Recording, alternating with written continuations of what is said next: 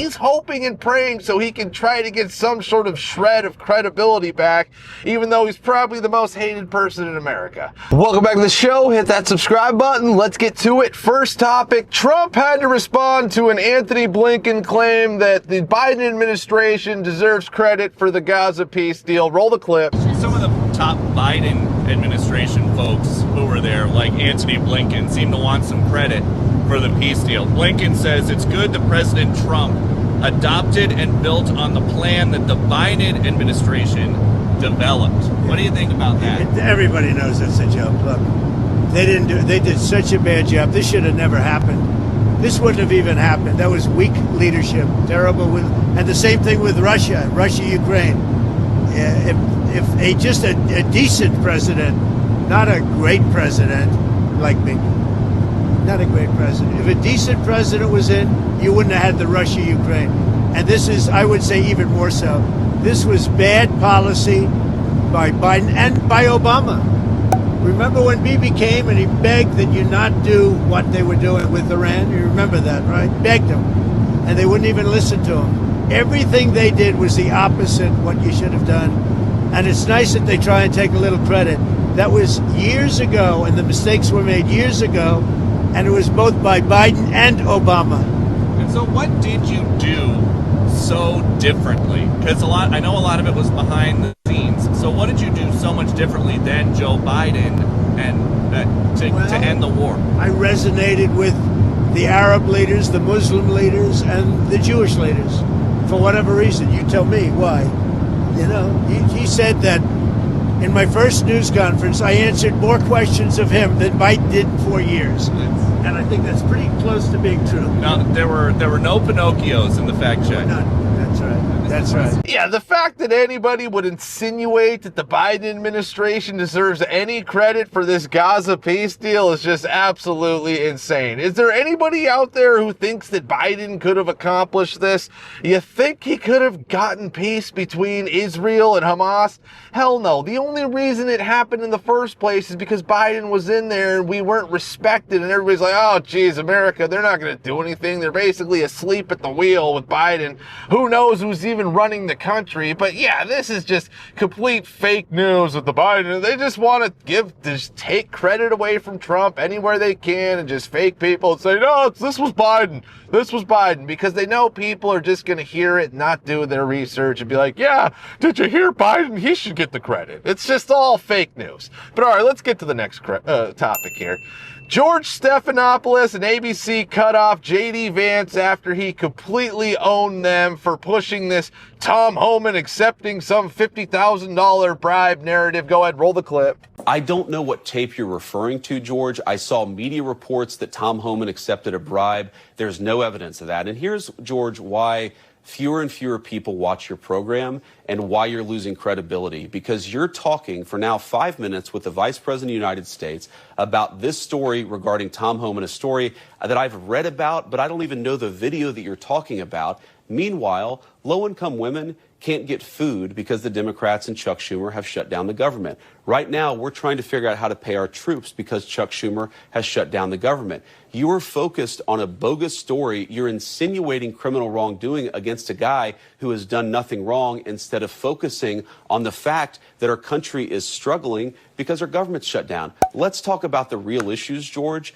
I think the American people would benefit much more from that than from you going down some weird left-wing rabbit hole where the facts clearly show that Tom Homan didn't engage in any criminal wrongdoing.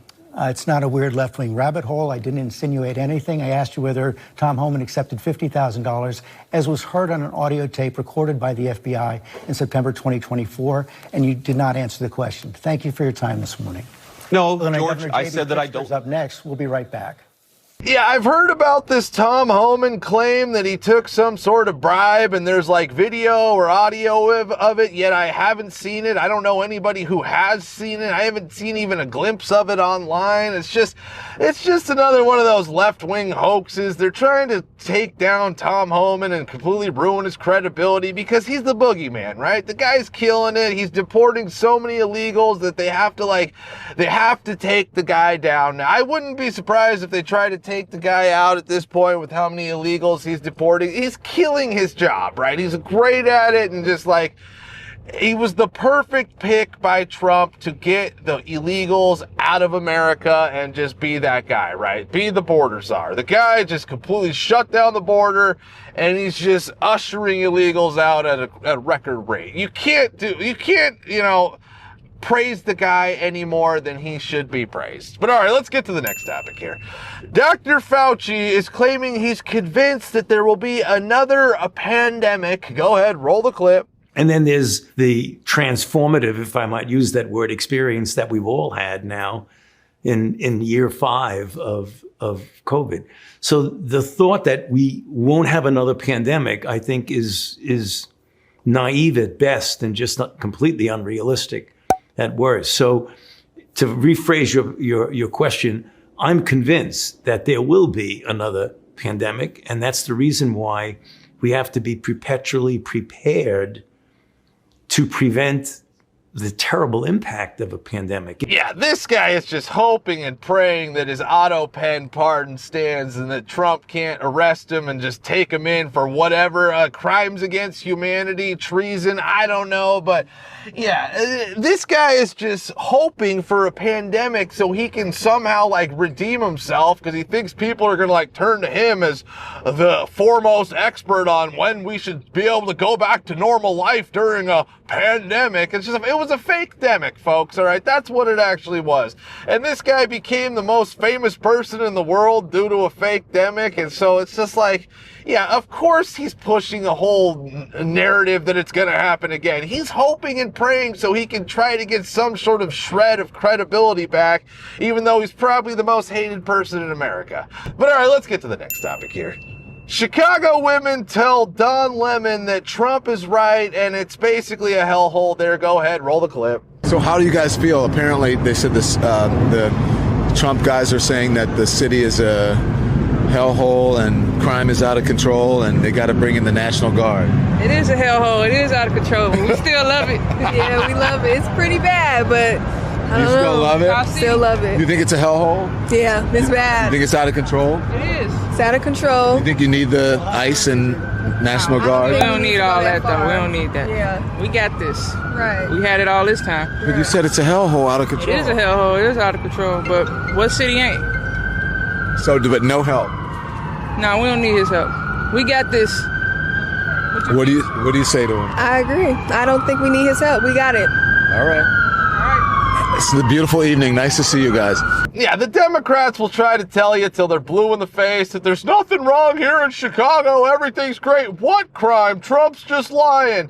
And there you go. You got two women who pretty much hate Trump and don't want Trump to go in there, yet they still admit that it's an absolute hellhole and it's just crime riddled, right? So, yeah, and the whole, we don't need any help. We got this. How do you think it got so bad in the first place with that terrible mentality of we can handle it, we can handle it? And no, you can't. You need Trump to go in there and clean it up, bring the National Guard in, lay down the law, and just eradicate the crime. That's the only way it's ever going to get cleaned up, and the people of Chicago are actually going to be able to live in a crime-free city and actually basically enjoy where they live. Because nobody wants to be living in a crime-riddled city, and they hate the fact that they can't go out at night and just walk the streets just freely and safely.